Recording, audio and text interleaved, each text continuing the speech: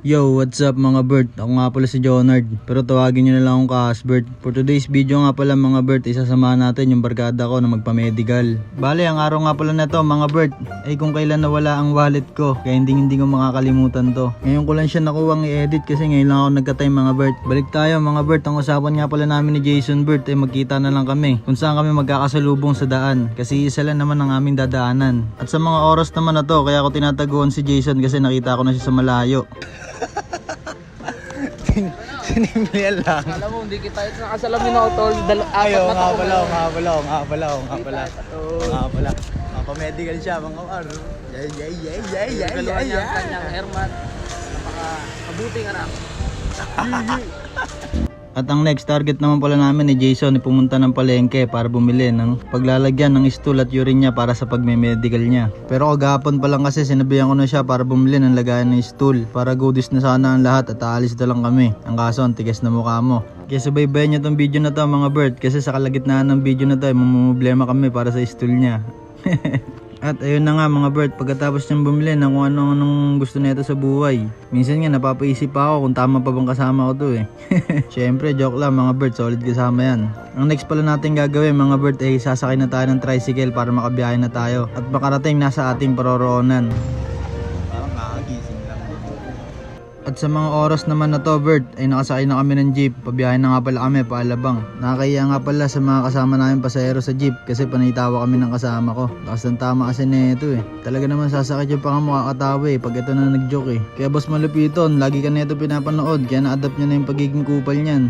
At pagkababa nga namin ng jeep ay nakarating na kami sa Alabang. Bali magpapamedical nga pala yung kasama ko dito sa may ProLab. Matatagpuan nyo lang sa may Alianas. Sa second floor nga lang din pala to, mura lang dito magpamedical kaya kung gusto nyo magpamedical at makamura, punta na lang kayo dito. Paalala ko nga lang pala ulit mga Bert, ang magpapamedical nga pala itong kasama ko si Jason, baka isipin nyo ako. Marami nga rin din palang pamilyan dito katulad ng mga yan, sapatos na nakikita nyo. Kasi itong pinakita ko sa inyo, isang malaking kupal yan.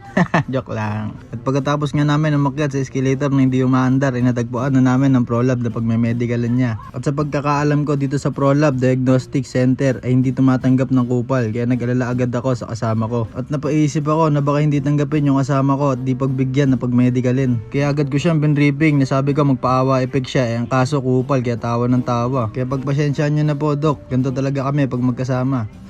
Ito nga pala yung x-ray room nila. Mamaya exam dyan si Jason, titignan kung may likod pa. Pagpasensyaan nyo na yung tawa ko mga Bert, ganun talaga ako pag masaya. At nakuha na nga magbayad ni Jason Bert para masimulan na ang pag-i-examine sa kanya. At bali nga pala mga Bert, wala pa siyang dalang stool nito kaya mamaya tignan nyo kung anong mangyayari sa kanya. Daw 3 bulbul kalahati. Ganito kahaba. Ano sabi naman sa kanina? Ano sabi niya sa kanina? Sabi doon lumabas kanina. Tapos receiving na siya ng ano nyo, result. Pag nabas oh. Ako, positive. Time 550. At pagkatapos niya magbayad, kumain muna kami ng kwek-kwek sa may labas para mamaya madumi siya. Lakas kasi ng tama nito eh, hindi pa nag-prepare sa kanila eh. Gusto niya pa talaga nandito na eh. Pagkatapos nga namin ni Jason kumain eh, nakuha niya na mag-CR kaya inaantay ko siya sa mga oras na to. Kailangan niya na kasi ma-prepare yung i-examine sa kanya para dire-diretso na yung process. Nagustuhan natin madire-diretso ang process. Ang tagal nito sa CR kaya bagot na ako kakaantay sa kanya. Pagkatapos nga natin magantay ng mga ilang minuto ay lumabas na si Jason. Tapos ito ang mga sinabi niya. Ano?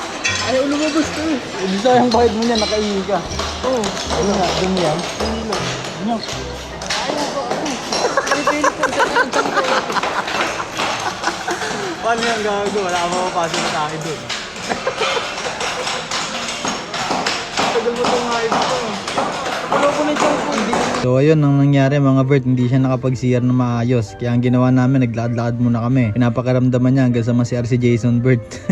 Grabe, tawa ko kanina. Paano ba naman kasi, apakatagal nito sa CR, tapos ang ending wala pa na nangyari. Lumulobo na to yung tiyan niya, kakapisil. So, wala talaga daw nalabas.